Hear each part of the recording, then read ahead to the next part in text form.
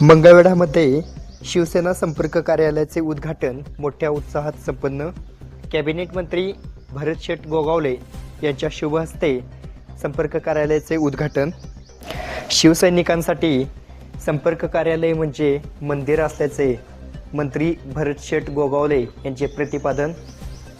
यावेळेस तालुका प्रमुख आबासाहेब लांडे यांच्या माध्यमातून मोठे शिवसैनिक उपस्थित होते.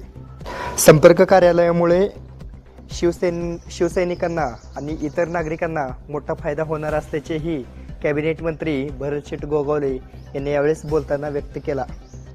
यावेळेस शिवसेनेचे महेश नाना साठे, माजी मंत्री सिद्धराम म्हेत्रे, मोहोळचे प्रथम नगराध्यक्ष रमेश बारसकर, त्याचबरोबर पेनूर जिल्हा परिषदेचे नूतन जिल्हा परिषद सदस्य आणि जिल्हाध्यक्ष चरणराज चौरे हे देखील उपस्थित होते.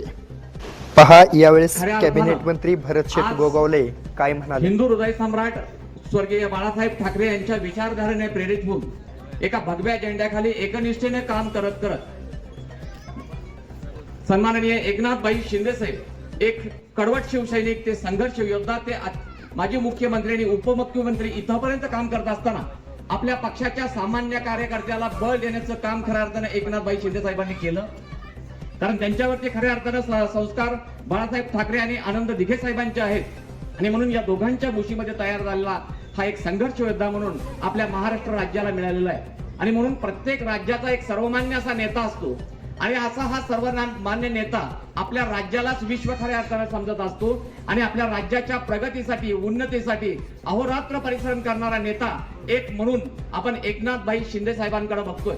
मी एक तळागाळातला कार्यकर्ता म्हणून आपल्या समोर खऱ्या अर्थानं उभा आहे आणि तळागाळातल्या कार्यकर्त्यांची भूमिका काय असते ही आपल्या साहेबांच्या समोर मांडण्याकरता मी खरं तर उभा आहे. प्रभू रामचंद्र देखील आपलं राज्य सोडून आपले बंधू भरतांच्या ताब्यात घेऊन गेले आणि भरताने देखील तितक्याच ताकदीनं ते राज्य चालवणे आणि सोलापूर लोकसभा संपर्क प्रमुख महेश नाना साठे, सोलापूरचे जिल्हा अध्यक्ष चरणराज चौरे जे आज समजा जास्त मतांनी जिल्हा परिषदेला निवडून आले त्यांचे मी मंगळा तालुक्याच्या वतीनं अभिनंदन करतो. मंगळाचे उपनगराध्यक्ष भगत सर, मोहोळचे माजी नगराध्यक्ष बारसकर साहेब, माडिक साहेब आणि व्यासपीठावरील उपस्थित सर्व मान्यवर यांना आज छोटिकाने आमच्या तालुका संपर्क कार्यालयाच्या उद्घाटनानिमित्त आपण उपस्थित राहिला.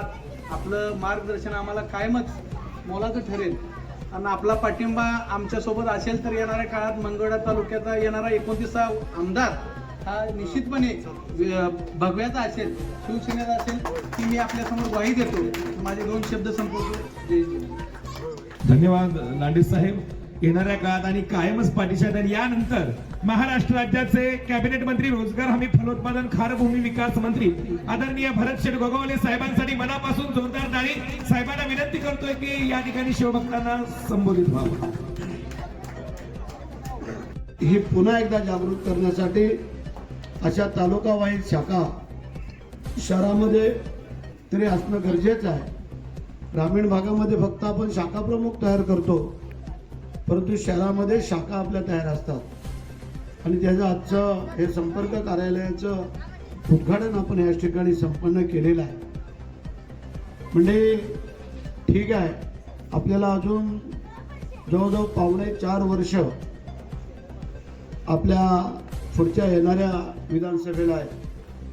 आता काही नगरपालिकांच्या निवडणुका झाल्या, महानगर झाल्या, जिल्हा पंचायत समित्या झाल्या, आता काही ग्रामपंचायतीच्या निवडणूक होणार आहेत आणि नंतर आपल्याला 3 वर्ष कंपल्सरी आराम आहे.